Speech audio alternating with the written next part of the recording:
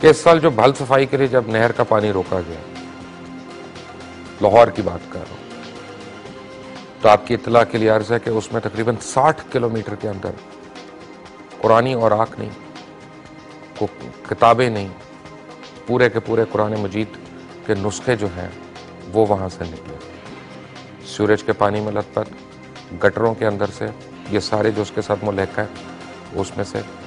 اور یہ مجھے پتا چلا کہ یہ ہر سال یہی ہوتا ہے.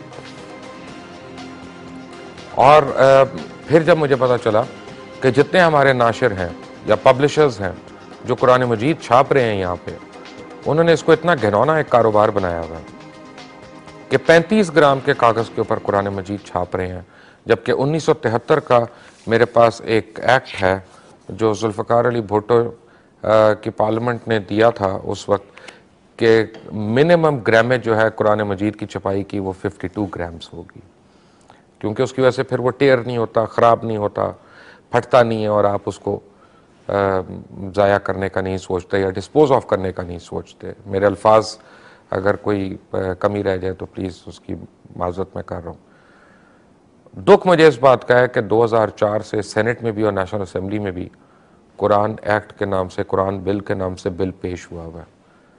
پارلیمنٹیرینز نے بھی اس کے اوپر کوشش کی، سینیٹرز نے بھی ایک دو نے کوشش کی، اتفاق سے دونوں خواتین. 2004 سے آج تک کوئی حکومت ہماری، اور بالخصوص میں کہوں گا پروونشل گورنمنٹس جو ہیں، کیونکہ ان کے نیچے آتے ہیں یہ پبلشرز وغیرہ جو ہیں جو پروونس کے اندر ہیں، یہاں پہ قرآن بورڈ بھی بنا ہوا ہے. قرآن بورڈ کی جو کارکردگی رہی ہے وہ بھی میں آپ کو ابھی بتاؤں گا، تھوڑی دیر میں بتاؤں گا. انہوں نے اس چیز کو امپلیمنٹ ہی نہیں کیا، اور ہم گوجرا میں تو ہنگامہ کر دیتے ہیں. اگر ہمیں کوئی ایک آیت مل جائے کہیں پہ، پورے کے پورے ہم گاؤں اجاڑ دیں گے، ان کو راتوں کو اٹھا کے ان کو کٹنا شروع ہو جائیں گے. جو ہم مل کے تمام مسلمان قرآن مجید کی اتنی شدت سے بے حرمتی کر رہے ہیں، کیا یہ سب کچھ ہمارے اوپر جو ہو رہا ہے یہ اللہ تعالیٰ کا عذاب تو نہیں؟ کہ ہم جو بھی کرتے ہیں، عقل کی بھی بات کرتے ہیں اور وہ الٹی پڑ جاتی. کیا ہماری حکومتیں اس لیے تو نہیں نااہل ہوتی جا رہی کہ وہ اتنی بڑی چیز جو ہمارے ایمان کا بیسک جز ہے اس کو نظر انداز کر رہی ہیں؟ اس کو ریکٹیفائی کرنے کے لیے ان کے پاس وقت نہیں ہے. ہماری پارلیمنٹس، ہماری حکومتیں اور ہمارے علماء یہ سب کیوں چپ کر کے بیٹھے ہوئے ہیں؟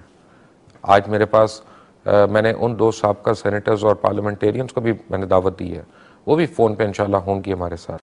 بلکہ ایک تو ابھی بھی ایم این اے ہیں، وہ بھی ہمارے ساتھ ہوں گی، جنہوں نے جسارت کی قرآن مجید کی اس بے حرمتی کو روکنے کے لیے. جب انہوں نے نیشنل اسمبلی میں بل پیش کیا، مجھے آج یہ پتا چلا کہ کچھ ممبران نے مذاق بھی اڑایا کہ اب یہ کن مولویوں کے ہتھے ہم لوگ، یعنی اب یہ چیزیں گرامیج جو ہے قرآن کی وہ ڈسکس ہوگی. بٹ یہاں پہ میرے ساتھ بیٹھے ہیں اس وقت علامہ ابتسام علیہ ظہیر اور حافظ سلمان بٹ صاحب. لیکن ان سے پہلے میں بات کروں، آپ کو اور ان کو میں ایک چھوٹی سی چیز دکھانا چاہتا ہوں جو ہمارے رپورٹر نے آن اسپاٹ جا کے کی. یہ پہلے کی بات تھی، اور ایک میں آپ کو لیٹسٹ چیز بھی دکھاؤں گا. یہ میں آپ کو اس لیے دکھانا چاہتا ہوں کیونکہ اس میں مولانا سرفراز نعیمی شہید جو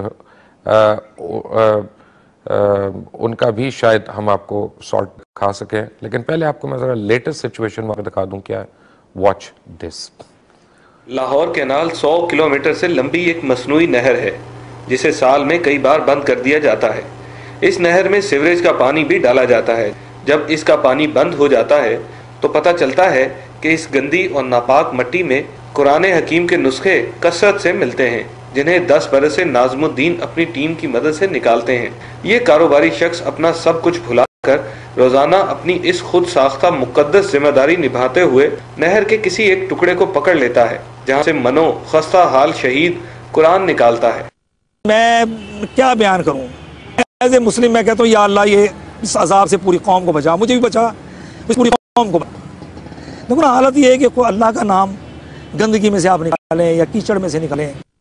یہ قرآن مجید ہم جیسے مسلمانوں نے ہی شعوری یا لاشعوری طور پر چلتے پانی میں بہائے ہیں. یہ وہی قرآن ہے جس کا ایک ایک طاقتور لفظ ہم پر اللہ کا احسان ہے. قرآن امت مسلمہ کا سب سے قیمتی اثاثہ ہے اور پاکستان اسلام کا قلعہ بھی کہا جاتا ہے. لیکن اس قلعے میں اس کی بے حرمتی کے ہم خود ہی ذمہ دار ہیں. یہ وہ الہامی کتاب ہے جو بنی نوع انسان کو اندھیروں سے روشنی کی طرف لائی۔